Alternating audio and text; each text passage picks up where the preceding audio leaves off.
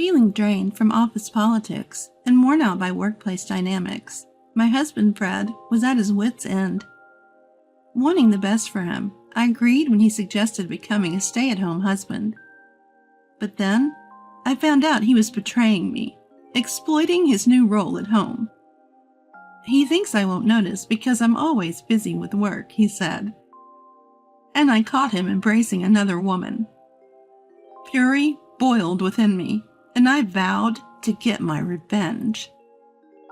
I'm Martha, a 28-year-old office worker. Fred and I have been married for 3 years, and I'm the primary breadwinner for our household. When we first got married, both of us had jobs, but my husband reached his limit with office politics and the work environment and decided to quit. He expressed a desire to become a stay-at-home dad, which threw me off a bit initially. When my husband first brought up the idea of becoming a stay-at-home dad, I was a bit puzzled, but I quickly remembered that I had always been the higher earner between the two of us. Plus, the toll his work was taking on his mental health became clear. Putting all that together, I concluded that this arrangement was what suited us best as a couple.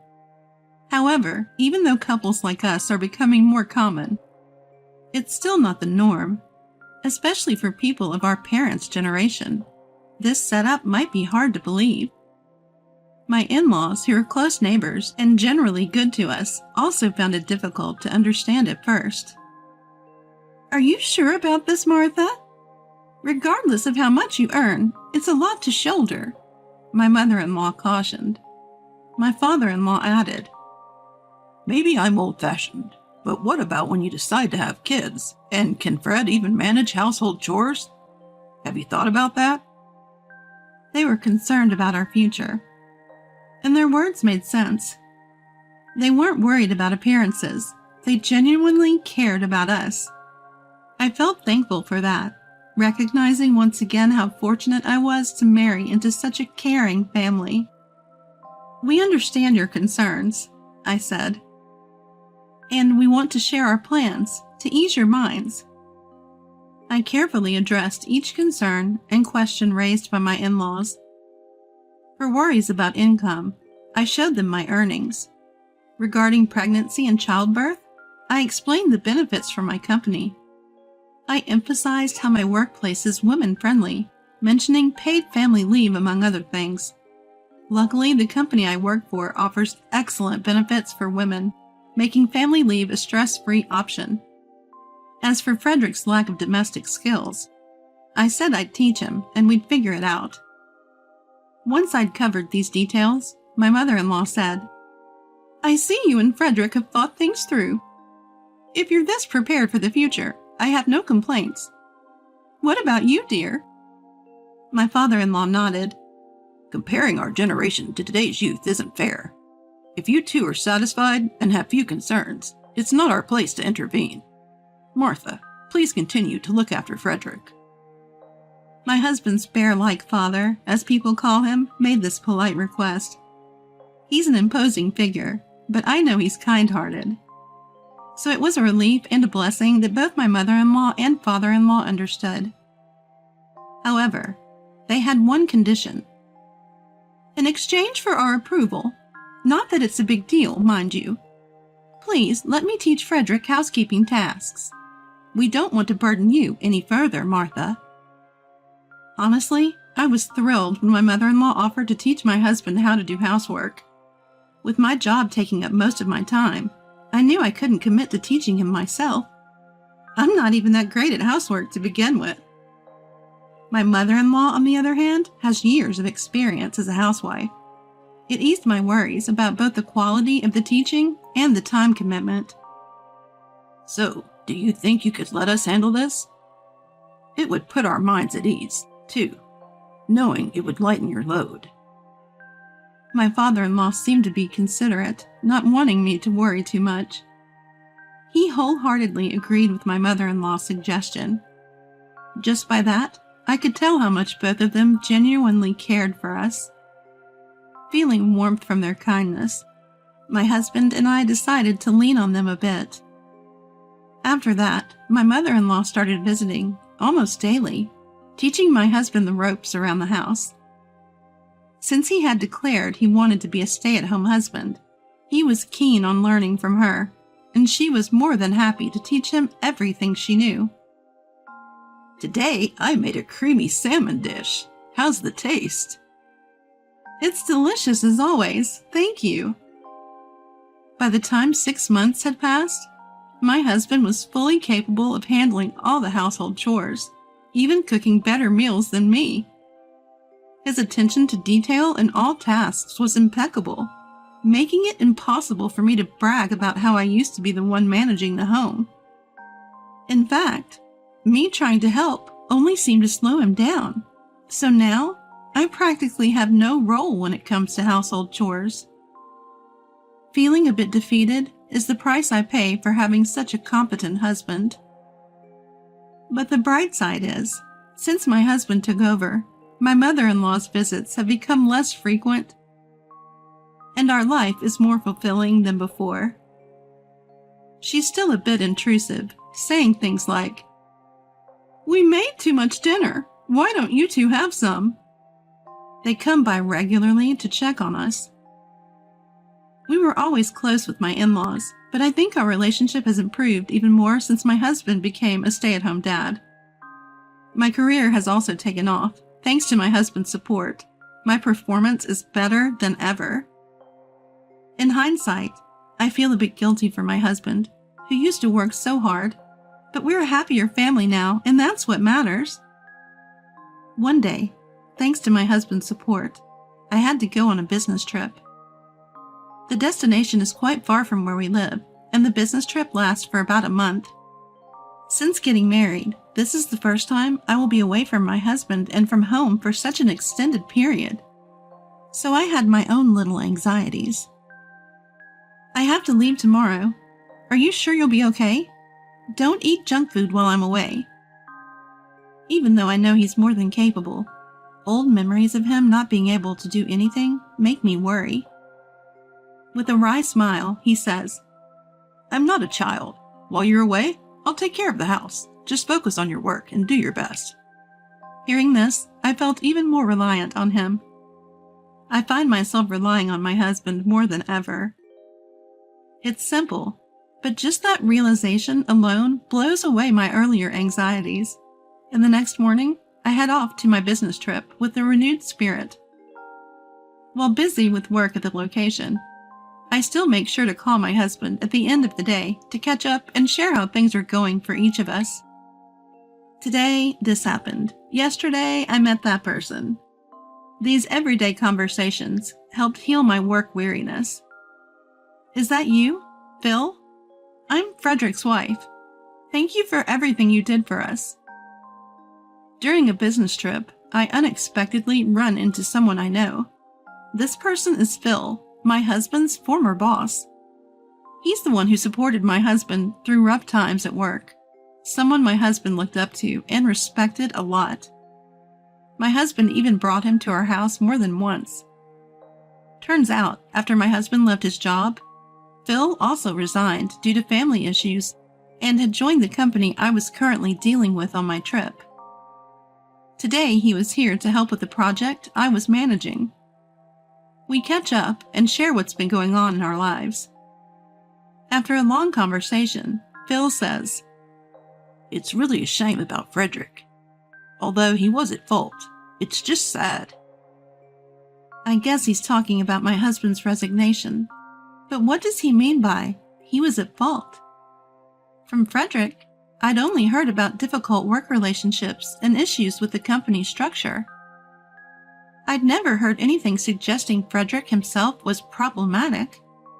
So Phil's comment raises some questions for me. Noticing my confusion, Phil realizes I don't know the full story. "You didn't hear about it? Oh, it's terrible," he says, covering his face with his hands. Hearing this, I realize that work can wait. I quickly wrap up the project, give my bosses an overview, and finish handing over my responsibilities at the trip location. I'm surprised at my own efficiency as I finish all my tasks and rush back home. The goal is to confront my lying husband. And if what I heard from Phil is true, it's to catch evidence of whatever may be happening right at this moment. I cut my business trip short and get on a plane right away. As soon as I arrive at the airport, I hail a cab. Throughout this, the only feelings I have are of disappointment and anger towards my husband's betrayal.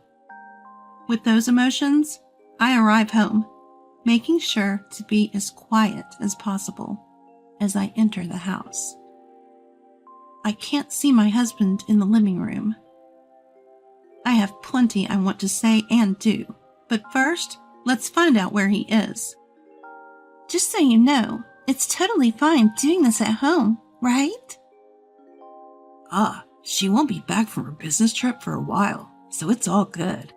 I hear my husband's laughter following these words. Suppressing the urge to burst into the room in anger, I quietly step outside to avoid being noticed by my husband. I pull out my cell phone and dial. Mother-in-law, I'm sorry for the urgency. Can you come over right now? I explain the situation over the phone to my mother-in-law, who agrees to come immediately. It's a short walk from my in-laws' house, just about 10 minutes. Before long, my mother-in-law shows up, bringing my father-in-law along after hearing the story. We should go inside now. They should still be in there. I take the visibly furious pair back into my home. Our target is the shower room, where voices of a man and woman still mingle. As we approach, my father-in-law grimaces at the sound from the shower room.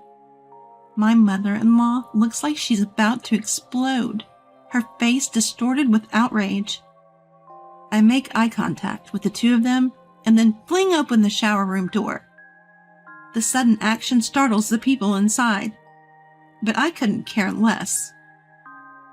Seeing our faces, the two inside look dumbstruck. Sit down on the floor now. Frederick, explain yourself right away. My husband tries to stammer out a pointless excuse, but I'm not in the mood for his nonsense, so I shoot him a glare that silences him. Under the force of my anger, the two awkwardly step out, wrapping themselves only in towels and sitting on the floor. My husband looks up at me cautiously, and I speak. So, what's going on here? What have you been doing while I've been busy on business trips? As I demand answers, my husband's shoulders shudder. His face turns pale as he blurts out, This isn't what it looks like. She's just a friend. I lent her the shower. That's all, I swear. His excuses are pathetic. Why do you have to take a shower together if you're just lending the shower? And why did she leave her clothes scattered in the living room of all places? He keeps coming up with all kinds of absurd excuses. I don't want to hear any more excuses. I heard everything from Phil. You know, you left your last job because your affair got exposed, didn't you? I cut off my husband's ridiculous excuses and confront him with the real reason he left his job. What Phil had told me was so shocking, it was more than enough to push my anger over the edge. Choosing to become a stay-at-home husband after retirement was just to secure time for an affair with this woman. When I think about it, it makes me feel pathetic. Of course, people will distance themselves from you. You hit on your subordinate while you have a wife. Did you think you could get away with it if you kept it a secret from me? He keeps lying about the reason for his resignation and won't end the affair as long as he thinks he won't get caught. And on top of it, he's enjoying his ongoing affair with the money I've been making. This is unacceptable, and I have no intention of forgiving him. Well, it was a small mistake. I still love you more than anyone. I don't care about her. I'll break up with her right away if you say so. The woman who had been cowering behind my husband lifts her face at this sudden betrayal. Her face, pale just moments ago, is now flushed red. Unaware of my incredulous gaze, my husband continues speaking. My husband doesn't notice and continues. This is just a fling. You're the only one that matters to me, Martha. This is what people mean by pathetic. He declares his love for me while standing there only in a towel, with his affair partner right beside him. The disgust is overwhelming. The tears start to come when I think about having married this guy. Even my in-laws behind me seem to agree. We were quiet because we thought Martha should be the one to speak first, but as your mother, I am so ashamed, my mother-in-law says, stepping forward. The mother-in-law who steps forward in front of me starts talking, her face tinged with a sort of pathetic look. Her face is a mixture of anger and pity. Mixed in are various other emotions, making it impossible to discern her true feelings. Why haven't you apologized yet? You betrayed Martha, didn't you? Made her sad, didn't you? Shouldn't you apologize from the heart, no matter how many times it takes? And there, scattered about, are clothes clearly not mine. Phil was right, I realize. You can't keep lying and making excuses. My father-in-law standing behind my mother-in-law doesn't say a word, but his face shows he agrees. Finally, my husband seems to realize his mistake. I'm really sorry, he blurts out. But that doesn't mean I have to forgive him. Give me your phones. I'm collecting all evidence of your affair, I tell him. I take their phones and document all the evidence. There are too many pictures and messages proving their relationship. That's enough evidence and excuses. Take her and leave right now. I'm divorcing you, and I never want to see your face again.